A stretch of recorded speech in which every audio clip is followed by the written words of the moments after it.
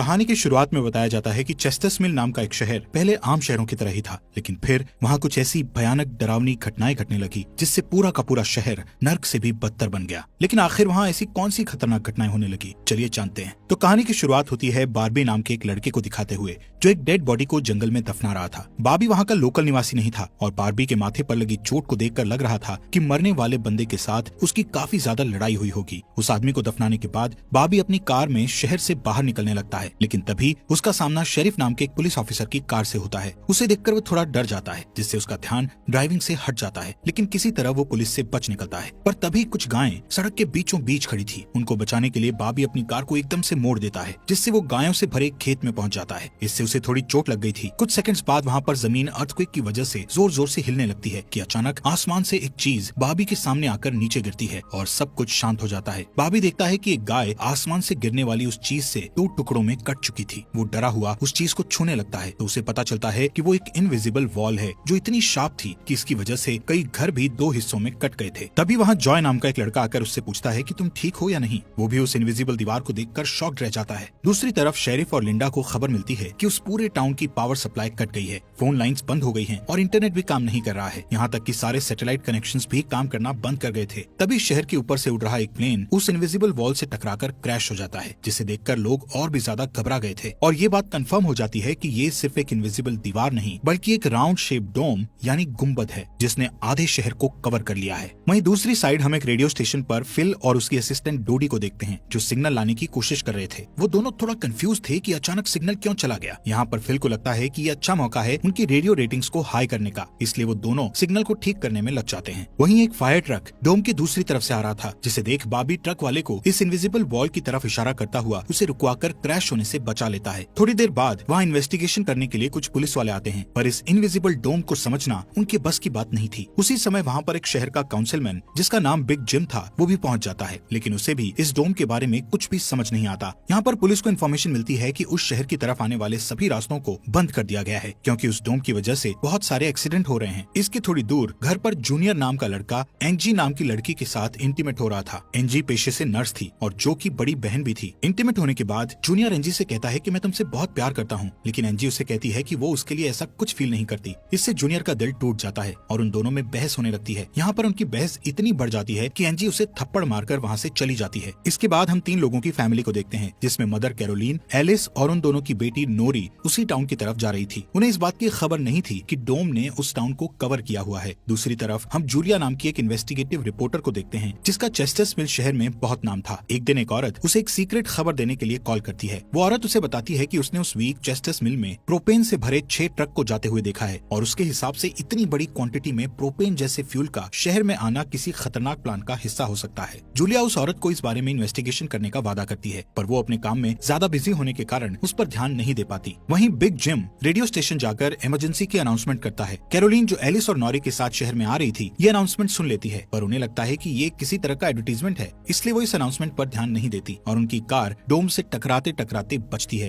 क्योंकि उससे पहले दूसरी तरफ से आ रहा एक ट्रक डोम से टकराकर क्रैश हो जाता है, जिसे देखकर वो तुरंत अपनी कार की ब्रेक लगा देती है। इतने बड़े इंसिडेंट को देखकर नॉरी के दौरे पड़ने लगते हैं, जिससे वो बेहोश हो जाती है, लेकिन बेहोश होने से पहले वो किसी पिंक स्टार के बारे में कहती है। अब यहाँ से नोरी को जल्दी से हॉस्पिटल में ले जाया जाता है, जो कि टाउन में होने वाली घटनाओं से घायल हुए लोगों से भरा पड़ा था। वहीं जूलिया और बार्बी घायल हुए लोगों को हॉस्पिटल ला रहे थे। इसी हॉस्पिटल में जूलिया का हस्बैंड भी डॉक्टर था। वो उससे मिलने जाती है, लेकिन उस वक्त उसका हस्बैंड हॉस्पिटल में नहीं था। हॉस्पिटल में जूलिया को पता चलता है कि उसका हस्बैंड संडे को कभी काम नहीं करता था, पर वो जूलिया को हमेशा झूठ बोलता आ रहा था। हॉस्पिटल के बाहर हम बार्बी और एंजी को मिलते हुए देखते हैं। दोनों को साथ देखकर जूनियर के अंदर एक अलग सी जलन पैदा होती है। वहीं अब टाउन के बॉर्डर्स को सैनिकों द्वारा सील कर दिया जाता है। बहुत सारे साइंटिस्ट और एक्सपर्ट्स को भी इस अजीबोगरीब मुसीबत का असल कारण नहीं पता चलता, पर कुछ घंटों बाद बिग जिम प्रोपेन के बारे में बात करने के लिए शेरिफ से मिलता है। यहाँ पर उनकी बातों से हमें पता चलता है कि उनको इस डोम के बारे में पहले से थोड़ा बहुत पता था, पर वो इस पर खुलकर बात नहीं कर रहे थे। वहीं बार्बी को उस टाउन में एक दिन के लिए रुकना था, पर उसके पास ठहरने के लिए कोई जगह नहीं थी, इसलिए वो अपनी कार में ही रात बिताने का फैसला करता है। तभी जूनियर उसके पास आता है और उसे एंजी से दूर रहने को कहता है। धीरे धीरे उसकी बात धमकी में बदल जाती है। बॉबी हैरान होता है कि आखिर उसकी गलती क्या है। इसी बीच वहाँ जूलिया आ जाती है, जिससे वो झगड़ना बंद कर देते हैं। यहाँ से सीन शिफ्ट होता है और हम देखते हैं कि टाउन के ऐसे हालात से लापरवाह होकर एक जगह कुछ टीनेजर्स पार्टी कर रहे थे। इनमें जॉय भी था। जॉय एक लड़के से वहाँ के हालात पर बात करने लगता है, लेकिन अचानक जॉय को दौरा पड़ने लगता है और वो पिंक स्टार के बारे में बोलने लगता है, जैसे कि पहले नॉरी ने बोला था। वहीं जॉय की बहन एंजी घर पर अकेली होती है। तभी अचानक उसके घर में जूनियर घुसकर उसको किडनैप करके अपने फादर के टूटे फूटे शेल्टर में ले जाता है। यहाँ पर वो उसे बताता है कि मुझे पता है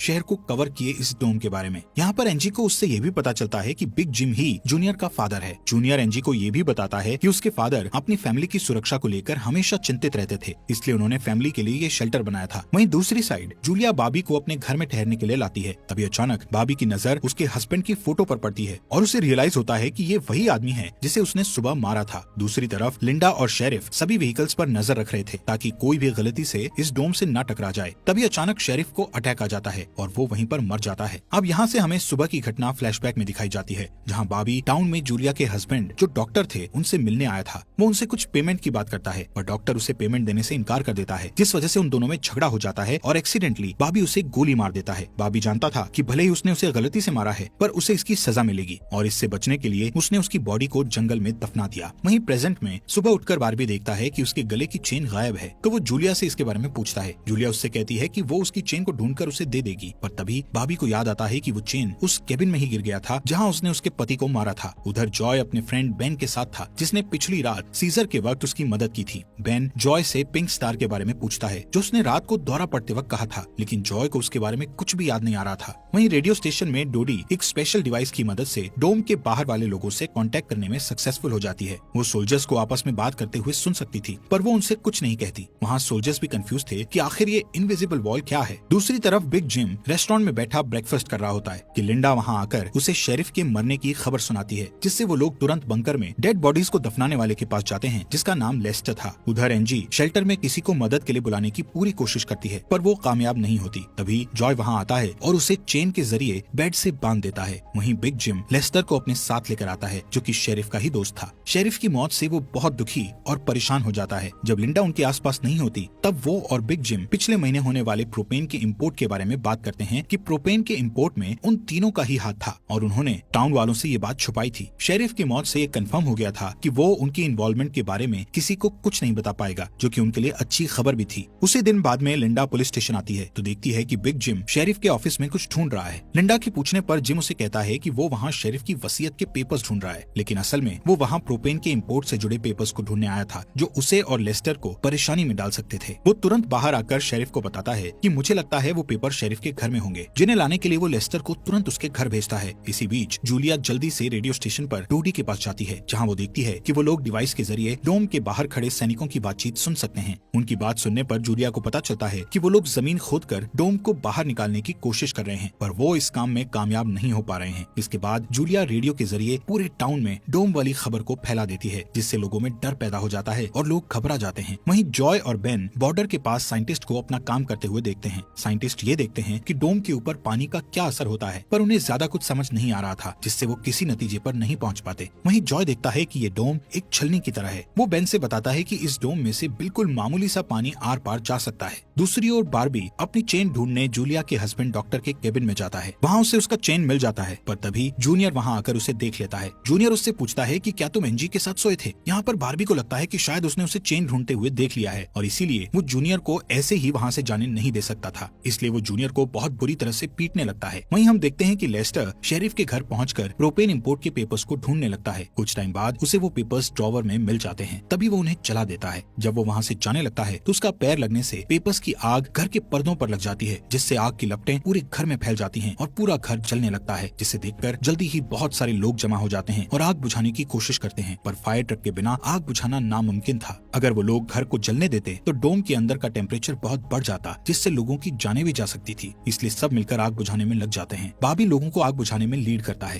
तभी लिंडा को घर के अंदर से लेस्टर की चीखने की आवाजें सुनाई देती है। वो अंदर जाकर उसे घसीट कर बाहर निकाल लाती है और इलाज के लिए डॉक्टर के पास भेज देती है। यहाँ पर लोगों को आग आग बुझाने में 1 घंटे के बाद भी कामयाबी नहीं मिलती, उल्टा आग और भड़क जाती है। आखिर में जिम लोडर लेकर आता है और घर को गिरा देता है। तब कहीं जाकर आग शांत होती है। इसके बाद सारे थके हुए लोग इकट्ठा होते हैं। उनमें से पॉल नाम का एक पुलिस वाला फ्रस्ट्रेट होकर कहता है कि हम सभी लोग इस डोम से कभी भी बाहर नहीं निकल पाएंगे, क्योंकि ये डोम आग से जो धुआं निकला है उसे बाहर नहीं निकलने दे रहा। वो कहता है कि हम सभी इस डोम के अंदर ही मरने वाले हैं। इतना कहता हुआ वो हवा में गोली चला देता है, जो कि डोम से टकराकर एक दूसरे पुलिस वाले को लग जाती है और वो तुरंत मर जाता है। यहाँ पर पॉल को अरेस्ट कर लिया जाता है। अंधेरा होने पर जॉय और उसके दोस्त स्केटिंग के लिए जाते हैं। तभी वहाँ पर नोरी जॉय के पास आकर उसे कहती है कि उसे अपना फोन चार्ज करना है। जॉय उसे अपने घर ले जाता है, क्योंकि उसके घर में जनरेटर था, जो कि उस टाउन के गिने चुने घरों में ही था। उधर लिंडा पॉल को जेल लेकर आती है। वहाँ कुछ लोग पुलिस स्टेशन के बाहर प्रोटेस्ट कर रहे थे। असल में वो लोग पुलिस के घटिया सिस्टम का विरोध कर रहे थे। जिम उन सबको ये कहकर शांत करता है कि जरूरत पड़ने पर उन सबकी मदद की जाएगी। लॉकअप में बंद होने के बाद पॉल को हार्ट अटैक आ जाता है, जिससे लिंडा उसकी मदद के लिए दौड़कर अंदर जाती है। लेकिन तभी उसे पता चलता है कि पॉल सिर्फ अटैक आने की एक्टिंग कर रहा था।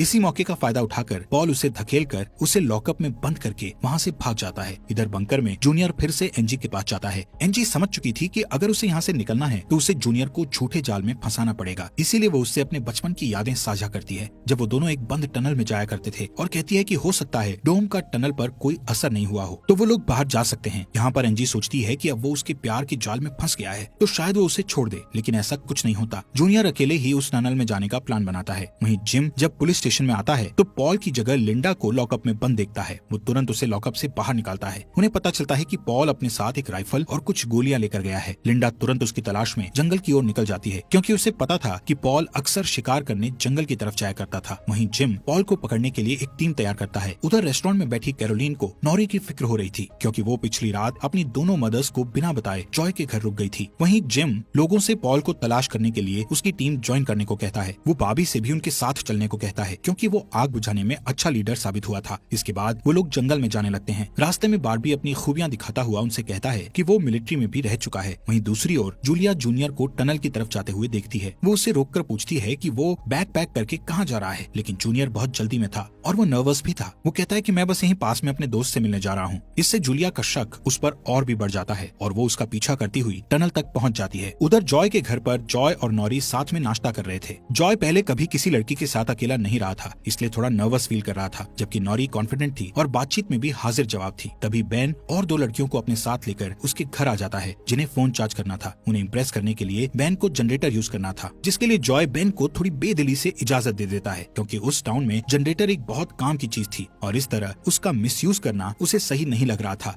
उधर जंगल में हम देखते हैं कि सर्च टीम पॉल को ढूंढ लेती है, पर उसी टाइम पॉल एक लड़के की टांग में गोली मार देता है। दूसरा लड़का भी उसे संभालने के लिए वहीं रुक जाता है, जबकि जिम और बारबी पॉल के पीछे भागते हैं। दूसरी तरफ जूनियर टनल के आखिरी सिरे पर पहुंच जाता है, जहां पहुंचकर उसे पता चलता है कि डोम ने टनल को भी कवर किया हुआ है। वो दीवार के बिल्कुल करीब पहुंच जाते हैं, जिससे उसकी टॉर्च जलने लगती है। तभी जूलिया वहां आकर उसे वार्न करती है। जूलिया को देखकर जूनियर को बहुत गुस्सा आता है, क्योंकि वो उसका पीछा कर रही थी। इस बात से जूनियर पागलों की तरह उस इनविजिबल वॉल को मुक्के मारने लगता है, जिससे जूलिया उसे रोकती है। फिर दोनों बैठकर बात करने लगते हैं। जूलिया उसे बताती है कि अपने पास्ट में की गई एक गलती की वजह से वो जर्नलिस्ट की इस बेकार सी जॉब में फंस गई है। उधर जॉय का घर लोगों से भर जाता है, जो अपनी अपनी जरूरत के लिए उसके जनरेटर को यूज करने के लिए आए थे। एक बदमाश लड़का लोगों से जनरेटर यूज करने के बदले में पैसे वसूलने की कोशिश करता है, जो कि उसका था ही नहीं, लेकिन उसके खिलाफ बोलने की किसी में हिम्मत नहीं थी। ये देखकर नॉरी सब कुछ हैंडल करने के लिए आगे बढ़ती है, पर मामला और भी ज्यादा गर्म हो जाता है। लेकिन इससे पहले कि कुछ गलत होता तभी लाइट ही चली जाती है। नॉरी इस बात से बहुत खुश होती है कि जॉय ने उस बहस में उसका साथ दिया। वहीं जंगल में बाबी और जिम पॉल तक पहुंच जाते हैं, पर पॉल ने अपनी राइफल निकाल रखी थी, जिससे वो जिम को मारने ही वाला था कि तभी पीछे से लिंडा आकर उसे शूट कर देती है। दूसरी साइड कैरोलीन जॉय के घर जाकर अपनी बेटी नोरी से मिलती है। वो नोरी से कहती है कि उसे थोड़ा जिम्मेदार बनना चाहिए। उसकी डांट सुनकर जॉय और नोरी एक दूसरे का हाथ पकड़ लेते हैं, जिससे एक स्ट्रेंज स्पार्क पैदा होता है और उसी वक्त दोनों को दौरे पड़ने लगते हैं। वो दोनों एक साथ किसी पिंक स्टार के बारे में बात कर रहे थे। उधर जूनियर शेल्टर में एनजी के पास जाता है, लेकिन इस बार उसके हाथ में फर्स्ट एड किट थी। एनजी उसके जख्मों पर मरहम पट्टी करती है और चुपके से सीजर अपने पास रख लेती है। वहीं हम देखते हैं कि जूलिया और बारबी दिन भर की थकान के बाद वापस घर लौटते हैं, लेकिन जूलिया जूनियर की बातें सुनने के बाद से ही बारबी पर शक करने लगी थी और जब बारबी नहाने जाता है तो जूलिया उसका सामान चेक करने